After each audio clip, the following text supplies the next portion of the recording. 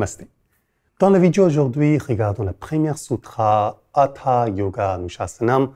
On va démarrer avec le chant. Donc, je vais essayer d'enseigner le chant à Camille.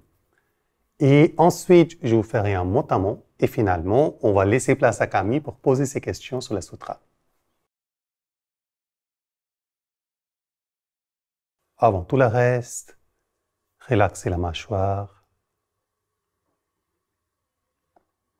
Relaxez le front. Si besoin, juste respirez. Expirez surtout.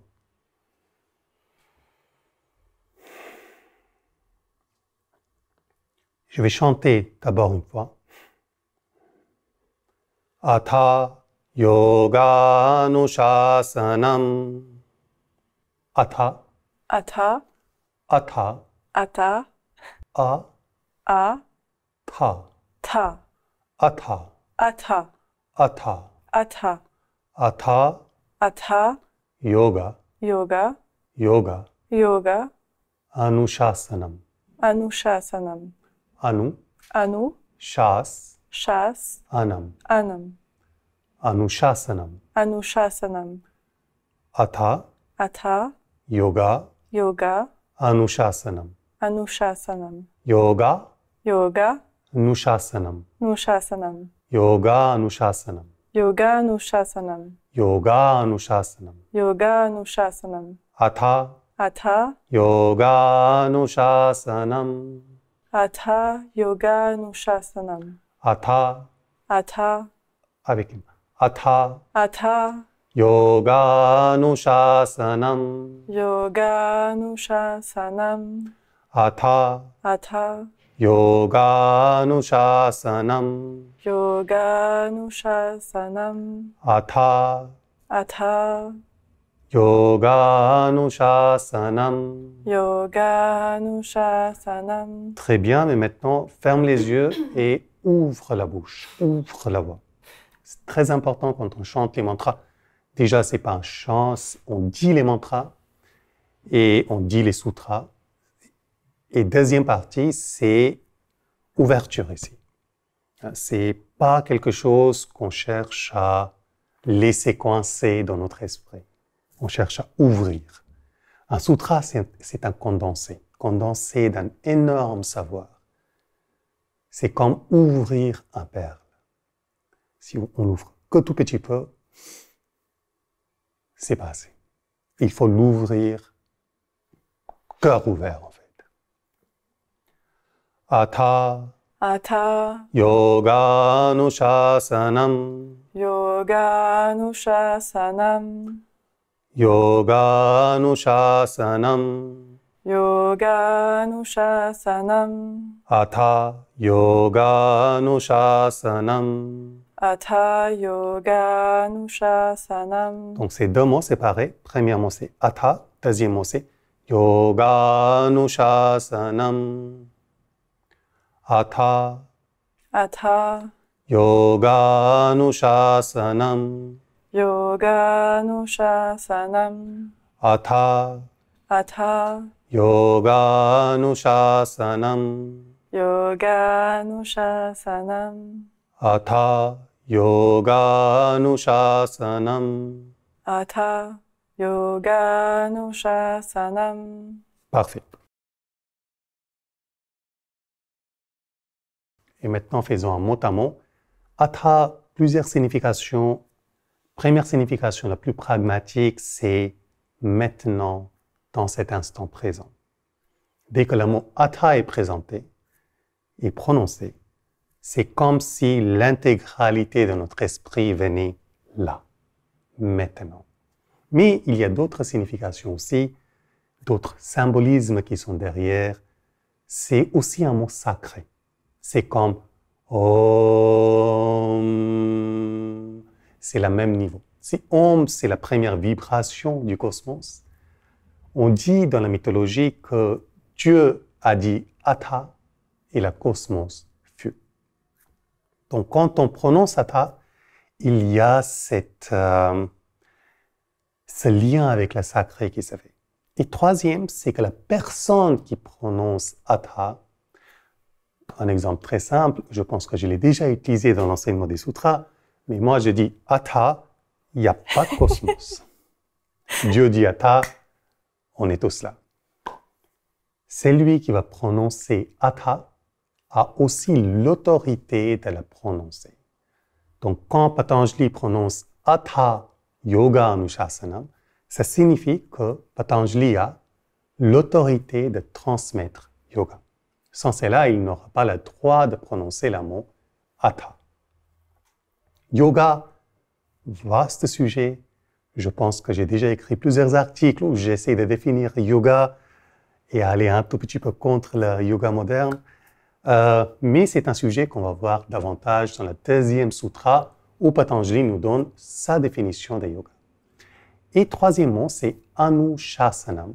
Donc, de nouveau, un mot qui paraît très simple, mais qui contient plusieurs niveaux.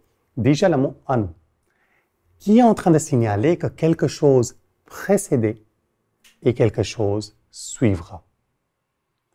C'est-à-dire que la transmission de yoga que Patanjali va nous dire, va nous transmettre, il ne l'a pas inventé. Quelque chose le précédait, quelque chose le suivra, et dans cet instant, il est en train de nous transmettre ce savoir déjà existant. Shas, c'est le mot qui va aussi donner à l'étude, à shiksha, mais aussi à celui qui étudie.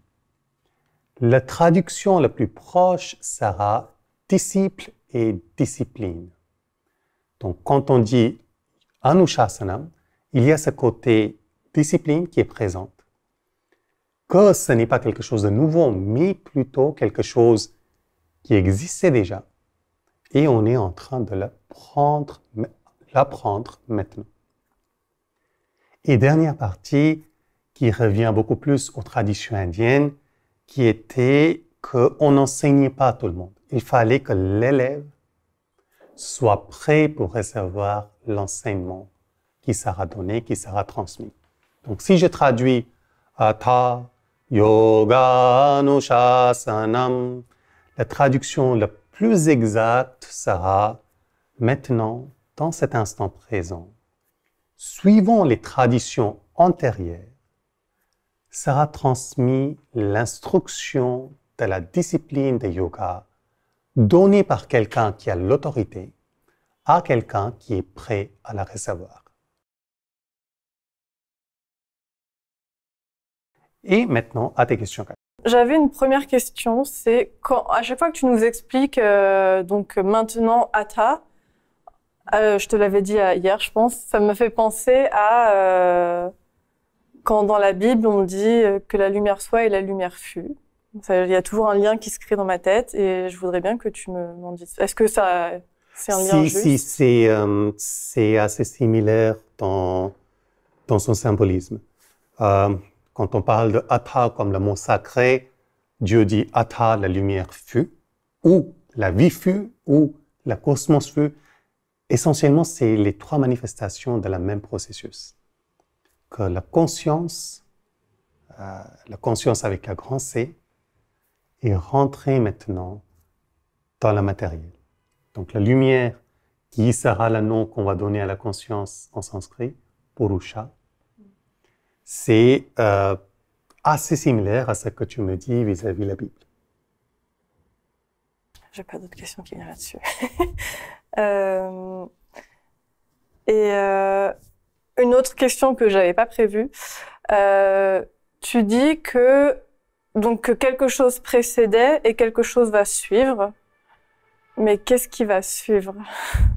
Alors, déjà, il y a plusieurs significations. Comme je vous disais, les sutras, c'est des condensés d'un grand savoir.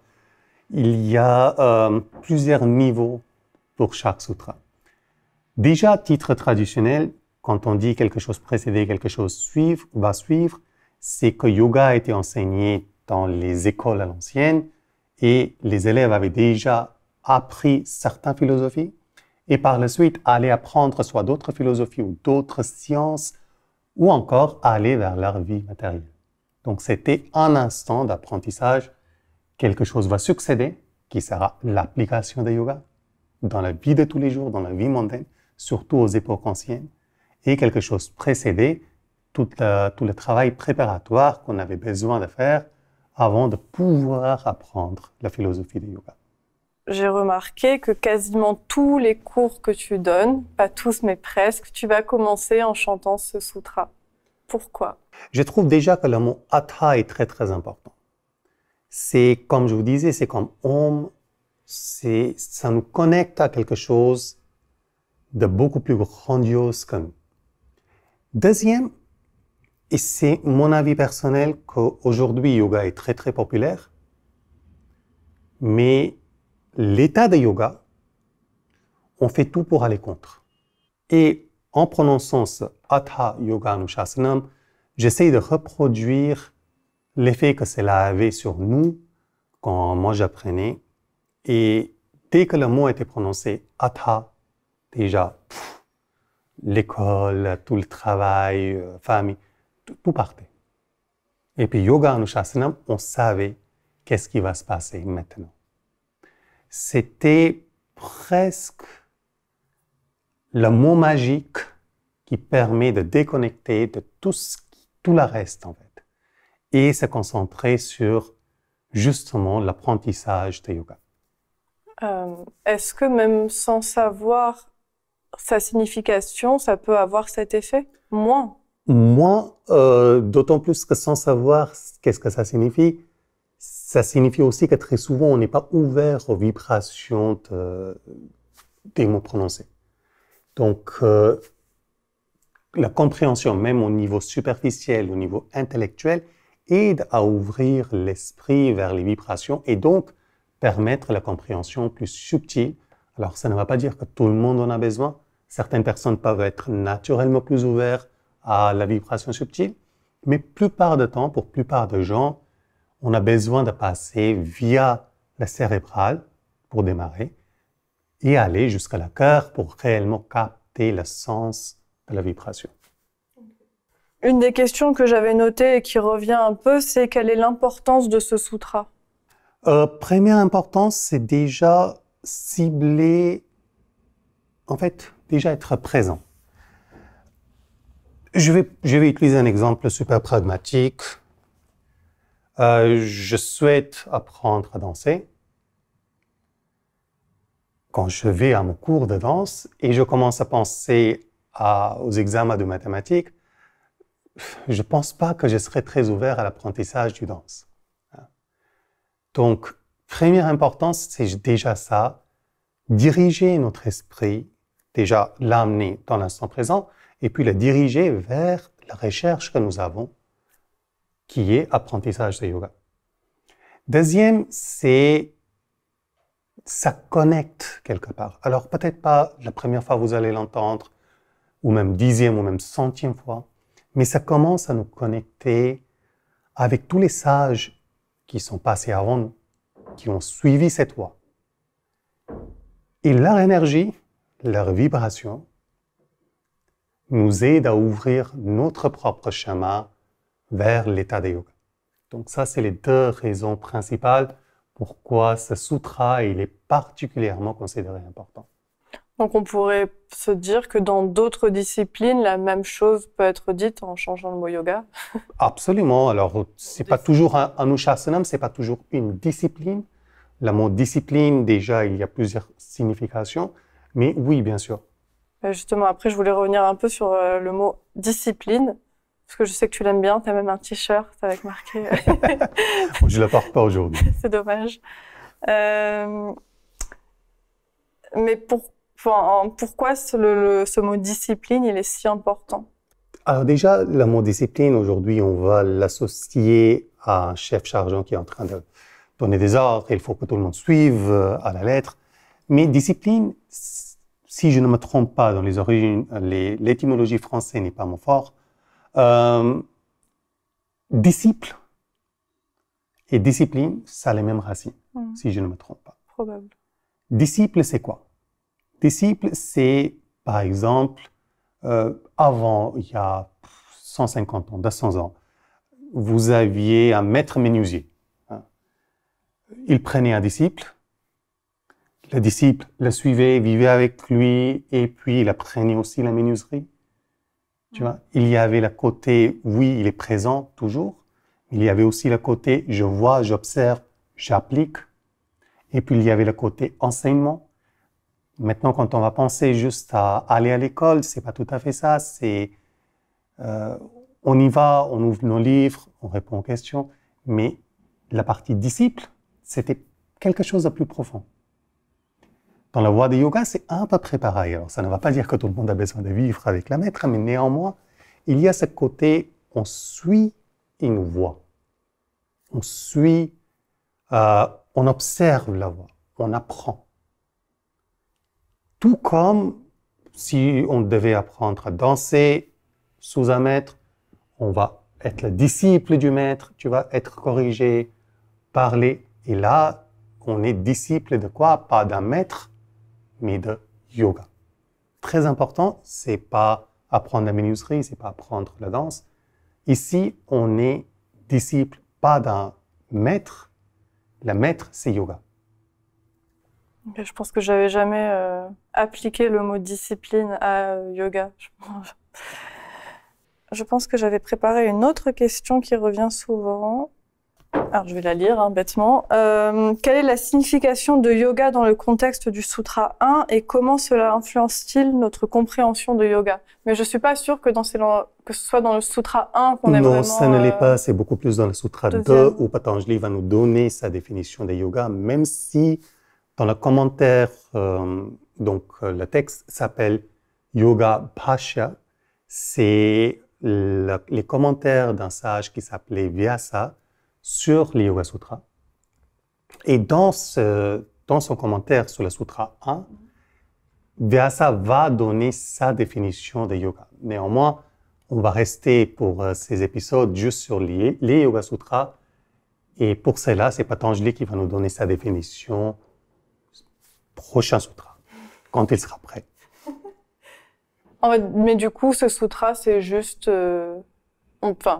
ok, tu as le côté, c'est Hatha, c'est maintenant, quelque chose se passe, et il y a vraiment...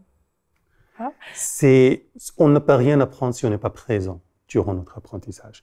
Donc oui, ici, clairement, Patanjali ne nous donne pas, on va dire, un grand savoir, quoique la façon dans laquelle les mots sont formulés, il nous dit très clairement de quoi il s'agit et de tout ce qu'il s'agit.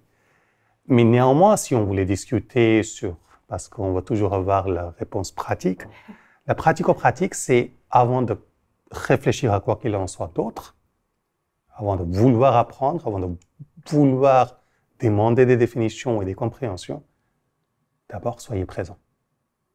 Là, maintenant, tout de suite. Donc, c'est pas que ce sutra n'est pas important, c'est que tout yoga est présent dans ce sutra. Mais pas ici. Ici, on ne peut pas la capter. Mais une fois ça distillé d'ici à ici, on n'a pas besoin de prononcer un autre sutra dans notre vie. Juste ce sutra, ça suffit.